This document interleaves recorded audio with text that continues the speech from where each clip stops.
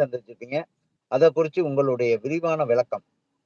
நான் 2025ல என்ன பிரச்சனை சந்திச்சேன்னா, ஒரே குப்பை. சரிங்களா? எங்க மாநகரம் ஃபுல்லாவே ஒரே குப்பை. இந்த குப்பை பிரச்சனை தான் பெரிய பிரச்சனையா இருக்குது. மாநகரம் எந்த மாவட்டம்? திருப்பூர் மாவட்டங்க. ஒரு திருப்பூர் மாவட்டத்துல டாலர் முழுவதும் வந்து பார்த்தீங்கன்னா, பிரச்சனை தான். தினம் தினம் பிரச்சனை. ம், ம். சரிங்களா? டா வ ஒ ஒரு பக்கம் வந்து பார்த்தீங்கன்னா, விவசாய பிரச்சனை.